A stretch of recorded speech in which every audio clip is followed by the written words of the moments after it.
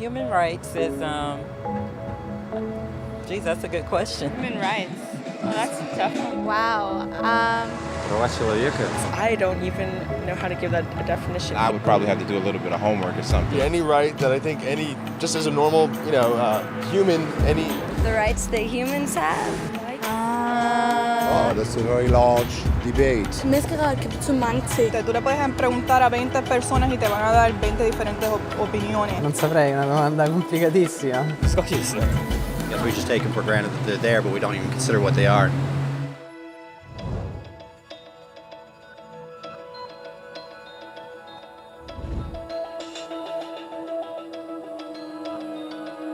Los derechos humanos son los derechos que tienes simplemente por ser humano. Es la forma en que instintivamente esperas que se te trate y el trato que mereces como persona, como el derecho a vivir en libertad, hablar con franqueza y ser tratado con igualdad. Hay muchos tipos de derechos. La mayoría tienen que ver con cierto grupo. Pero los derechos humanos son los únicos que le corresponden absolutamente a todo el mundo en todas partes. Eso significa niños, gente mayor, pobres, jugadores de básquet, basureros, cantantes de rap, maestros, africanos, indios, albanos, cristianos, musulmanes, cabalistas, ateos, tu madre, tu padre, el vecino y tú. Todos tienen los mismos derechos humanos exactos. En otras palabras, son universales. Pero la cuestión sigue en pie. ¿Qué son? Name the human rights? What the human rights are? the right to live. Equality between all peoples. Right to religion, the right to... Is there supposed to be a list somewhere I should be aware of? De acuerdo con las Naciones Unidas, hay un total de 30 derechos humanos, que generalmente se agrupan y se llaman simplemente derechos humanos. Se enumeran en la Declaración Universal de los Derechos Humanos, que es el documento sobre el tema más aceptado en el mundo. Pero llevó mucho tiempo para que llegaran. Al principio no había derechos humanos. Si estabas con la gente adecuada, estabas a salvo. Si no, no lo estabas. Pero entonces Ciro el Grande decidió cambiar todo eso. Tras conquistar Babilonia, hizo algo completamente revolucionario. Anunció que todos los esclavos podían irse en libertad. También dijo que la gente era libre de elegir su religión, sin importar de qué grupo fueran parte. Documentaron sus palabras en una tablilla de arcilla, conocida como el cilindro de Ciro, y así sin más nacieron los derechos humanos. La idea se extendió rápidamente, hasta Grecia, la India y al final hasta Roma. Se dieron cuenta de que la gente seguía de forma natural ciertas leyes, incluso aunque no se les dijera que las siguieran. Llamaron a esto derecho natural, pero siguió siendo pisoteado por quienes se encontraban en el poder. No fue hasta 1000 años más tarde en Inglaterra donde finalmente hicieron que el rey estuviera de acuerdo en que nadie podía invalidar los derechos de la gente, ni siquiera un rey.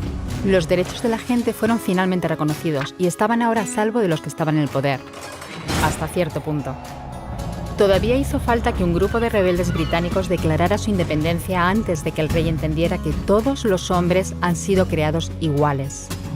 Es decir, no es que a él le gustara la idea, sino que no pudo pararles, y así nació América. Los franceses siguieron inmediatamente con su propia revolución por sus propios derechos. Su lista era más larga e insistían en que esos derechos no eran solo inventados, eran naturales. El concepto romano de derecho natural se había convertido en derechos naturales. Por desgracia, no todo el mundo estaba tan entusiasmado. En Francia, un general llamado Napoleón decidió derrocar la nueva democracia francesa y se coronó a sí mismo emperador del mundo. Y casi tuvo éxito. Pero los países de Europa unieron fuerzas y lo derrotaron. Y los derechos humanos eran una vez más un tema candente. Se redactaron acuerdos internacionales garantizando ampliamente muchos derechos por toda Europa, pero solo a través de Europa. El resto del mundo de alguna forma todavía no cualificaba. En vez de eso fueron invadidos, conquistados y consumidos por los enormes imperios europeos. Pero entonces un joven abogado de la India decidió que ya había sido bastante. Se llamaba Mahatma Gandhi y frente a la violencia insistió en que toda la gente en la tierra tenía derechos. No solo en Europa. Al final, hasta los europeos empezaron a estar de acuerdo. Pero no iba a ser tan fácil. Habían estallado 2 guerras mundiales. Hitler exterminó a la mitad de la población judía de la Tierra en los horrorosos campos de muerte nazi. En total, 90 millones de personas habían muerto. Nunca los derechos humanos habían estado tan horriblemente cerca de la extinción. y nunca había estado el mundo tan desesperado por un cambio. De forma que los países de la Tierra hicieron causa común y formaron las Naciones Unidas. Su propósito básico era reafirmar la fe en los derechos humanos fundamentales, en la dignidad y el valor de la persona humana. ¿Pero qué eran los derechos humanos? ¿Eran las proclamaciones de Ciro? ¿El derecho natural de Roma? ¿Las declaraciones de Francia? Todo el mundo parecía tener una idea ligeramente distinta de lo que deberían ser los derechos humanos. Pero bajo la supervisión de Eleanor Roosevelt, finalmente se pusieron de acuerdo en una serie de derechos para absolutamente todo el mundo. La Declaración Universal de Derechos Humanos. El concepto francés de los derechos naturales se había convertido finalmente en los derechos humanos. Así que, en resumen, al principio solo unos cuantos afortunados tenían derecho alguno, hasta que uno de ellos decidió, oye, otra gente también debería tener derechos, lo que fue estupendo, salvo que no todo el mundo estuvo de acuerdo.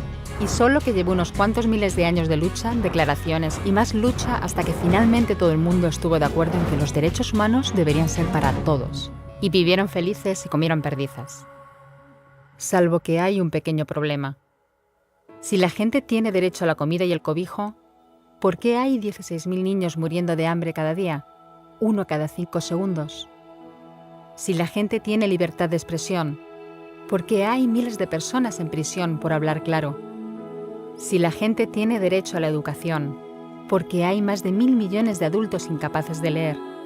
Si la esclavitud ha sido abolida verdaderamente, ¿por qué hay 27 millones de personas todavía esclavizadas hoy en día? Más del doble de las que había en el siglo XIX. El hecho es que, cuando se firmó, la Declaración Universal de los Derechos Humanos no tenía la fuerza de la ley, era opcional. Y a pesar de muchos más documentos, convenciones, tratados y leyes, todavía es poco más que palabras en una página. Así que la cuestión es, ¿quién hará que esas palabras sean una realidad?